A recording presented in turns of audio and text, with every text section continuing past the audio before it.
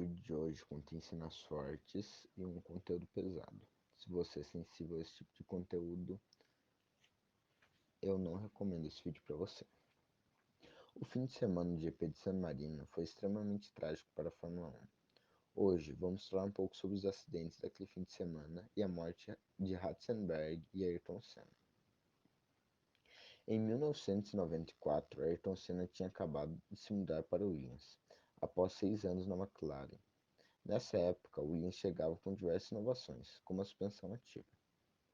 Chegando na terceira corrida do campeonato em San Marino, Schumacher liderava com 20 pontos, enquanto Senna não havia pontuado por causa de 2 abandonos consecutivos nas corridas anteriores. O regulamento da época determinava que a classificação deveria ser dividida em duas, somando os tempos das duas classificações.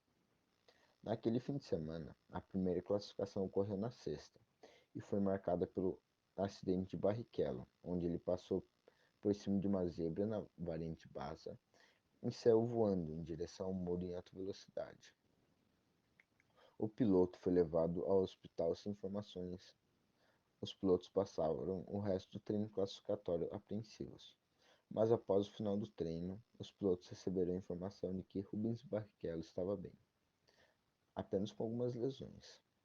No sábado, após o início do segundo treino classificatório, o austríaco Roland Ratzenberg passou por cima de uma zebra, o que danifica sua asa dianteira. No entanto, o piloto decide continuar na pista ao invés de se dirigir para os boxes.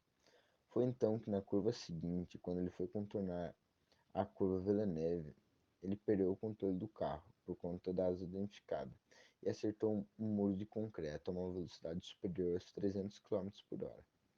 Roland Ratzenberg não resistiu às lesões e faleceu no mesmo dia. Aquele ano era sua estreia na Fórmula 1. Abalados com o incidente, os pilotos decidiram marcar uma reunião para o próximo GP. Não foi cogitado o cancelamento da corrida por conta dos altos prejuízos. Senna ficou com a pole position e Schumacher ficou em segundo. Após o início da corrida, a Benetton de JJ Leto, que estava na quinta posição, deu problema e não conseguiu largar. Todos os carros conseguiram desviar, menos o português Pedro Leme, da Lotus, que acertou em cheio o carro do finlandês. Por sorte, ninguém se feriu. No entanto, o safety car foi acionado para retirar os destroços da pista.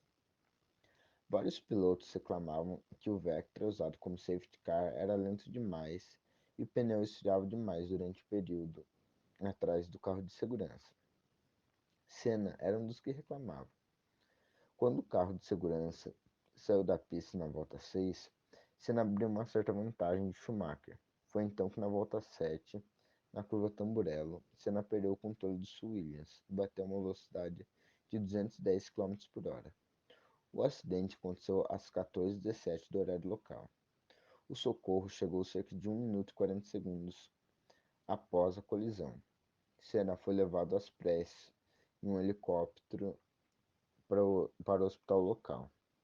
A corrida foi reiniciada quase uma hora depois, com vitória de Schumacher. Após a corrida, o hospital confirmou: Senna estava morto. O laudo da autópsia denunciava o horário da morte às 14h17 local, mesmo horário da batida. Muitas investigações foram feitas. Foi descoberto que Senna tinha pedido para Williams trazer o volante para mais perto de seu corpo, pois assim ele se sentia mais confortável para correr. No entanto, a solda tinha sido mal feita e acabou se rompendo antes da curva, fazendo com que o mesmo não conseguisse contornar a curva e fazendo com que um braço de suspensão acertasse a cabeça do piloto, tirando a vida do mesmo. 2 anos após o acidente, foi aberto o processo a 6 pessoas, acusadas de homicídio culposo, sendo elas Frank Williams, o dono da equipe, Patrick Reed e Adrian Newey, 2 dos integrantes da equipe Williams, Roland Green-Reid, inspetor de segurança da FIA, Federico Bandinelli, sócio da Sagres, empresa responsável pelo circuito de Imola, e o Giorgio Poggi, o diretor do circuito. O caso só chegou ao fim em 1997, com os 6 acusados sendo inocentados. Esse final de semana foi o ponto-chave para diversas mudanças e melhorias na segurança da categoria. Outro acidente fatal só viria a acontecer em 2014 e foi o último da categoria até agora.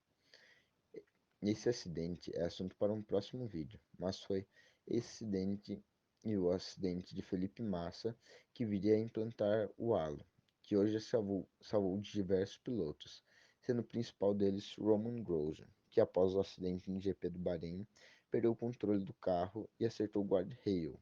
Ele só não foi decapitado por conta do halo, que abriu a barreira metálica.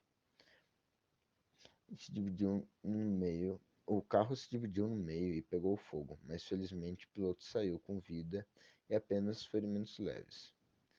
Eu espero que você tenha gostado desse vídeo e até a próxima.